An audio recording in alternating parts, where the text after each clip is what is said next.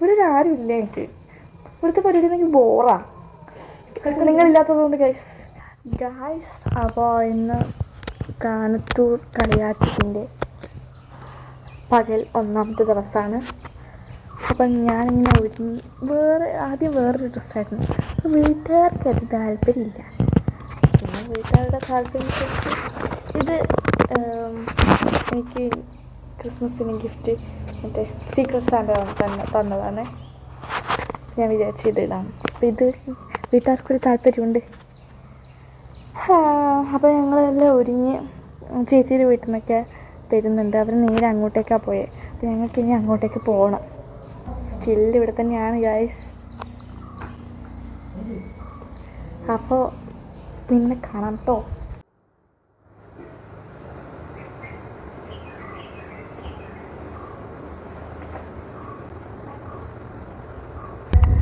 Guys ഇത് ബാക്ക്ഗ്രൗണ്ടിൽ പറയുന്നുണ്ട്, കേൾക്കാത്തത്.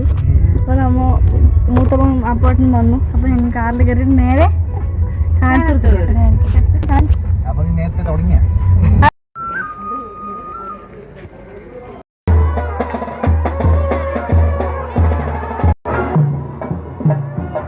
നമ്മൾ ചോറിക്കുമ്പോൾ ഞാൻ വെറുതെ ഇത്തിരി വീട്ടുകാരൊന്നും ഉണ്ടായിരുന്നില്ലല്ലോ, ക്ഷീണിച്ച്. അപ്പം ഞാൻ പോയിട്ട് ഐസ്ക്രീം വാങ്ങി. പിന്നെ ഫ്രണ്ടിനെ കണ്ട് എന്നിട്ട് അവളെ കൊടുത്തിട്ട് ഒന്ന് കറങ്ങി. പിന്നെ ഐസ്ക്രീം തന്ന്. അപ്പോൾ കുറേ കണ്ടതിന് ശേഷം അച്ഛനെന്നെ കൂട്ടാൻ വന്നിരിക്കുകയാണ് ഗൈസ്.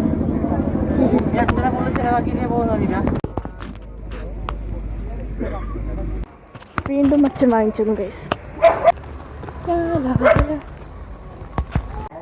ഗൈസ് അപ്പോൾ പുതിയൊരു ഇൻഫർമേഷൻ ഉണ്ട്. ഞങ്ങൾ കാറ് വാങ്ങിച്ചു ഗൈസ്.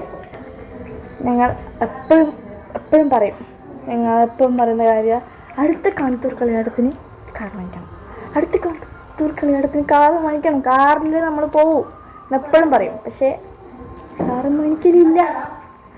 ഇപ്രാവശ്യം പോകുമ്പോൾ ഒന്നും നോക്കിയില്ല, കണ്ണെടുത്തങ്ങ് വാങ്ങി. കാറിൻ്റെ ഓണർ നമ്മളൊന്നും നോക്കാണ്ട് വാങ്ങി അല്ലേ? എന്ത് നോക്കണം, പൈസ ഞങ്ങൾ നോക്കിയില്ല. എന്തിനീ അല്ലേ? ആ ഫോട്ടോ എടുക്കാം. ആഡംബരം ഇല്ലാത്ത ഞങ്ങൾ ഇതിൽ ഒതുക്കി. എന്തിനാ വെറുതെ ഞങ്ങൾ 5 പേർക്ക് പോകാൻ എത്ര ആവശ്യമില്ല. അപ്പോൾ നേരെ ഇനി ന്യൂ ഇയർ പരിപാടി ഉണ്ട് വായനശാലേൻ്റെ വക. എനിക്ക് പ്രത്യേകിച്ച് വലിയ താല്പര്യമില്ല, ബിക്കോസ് എൻ്റെ ടീംസ് ഇല്ല.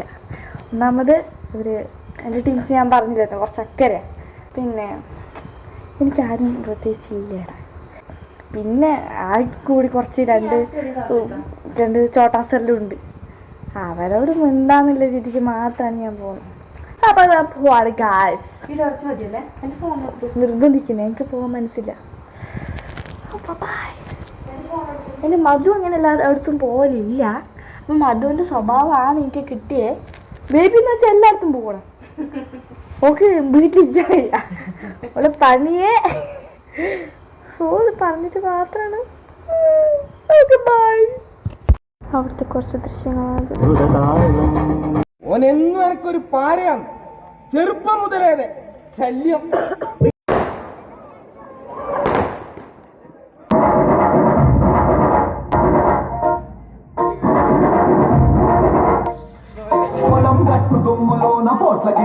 അമ്മ ഫുൾ ഡാൻസ് ആയിരുന്നു ഗൈസ്. ഞാൻ വെറുതെ ഇരിക്കുകയായിരുന്നു അവിടെ.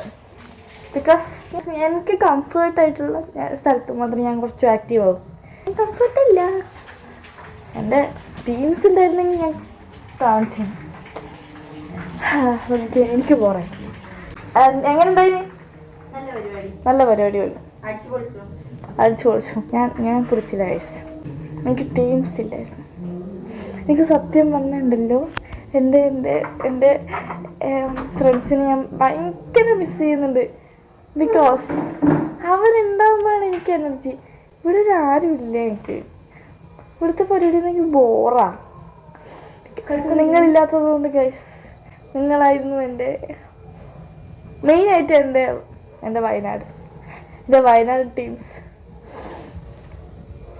പിന്നെ ട്രിവാൻഡ്രം എല്ലാവരും ഉണ്ട്. പക്ഷെ വയനാട് പ്രത്യേകിച്ച് കുറച്ച് കൂടുതൽ എൻ്റെ കോളേജ് ഫ്രണ്ട്സ്. ഭയങ്കര മിസ് ചെയ്യുന്നുണ്ട് ഗൈസ്. ഭയങ്കര ഭയങ്കര ഭയങ്കര ഭയങ്കര എനിക്ക് നാട്ടിൽ വലിയ ഭയങ്കര ബോറടിയാ.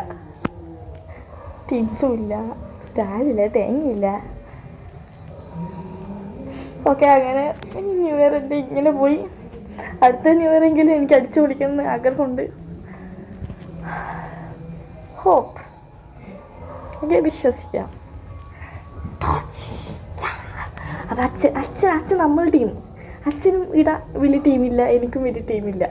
അച്ഛനും എവിടെയും ടീമില്ല, അത് വേറൊരു കാര്യം. Okay, bye bye guys. ഇന്നത്തെ പരിപാടി അങ്ങനെ അവസാനിച്ചു. 2025 കഴിഞ്ഞ് 26 എത്തി. ഒരു വയസ്സ് കൂടി നമുക്ക് കൂടിയിരിക്കാണ് guys. Okay, bye guys. Guys, അപ്പോൾ ഒരു പാലട പായസം കുടിച്ചിട്ട് ഞാൻ ന്യൂ ഇയർ ആഘോഷിക്കുകയാണ് ഗൈസ്.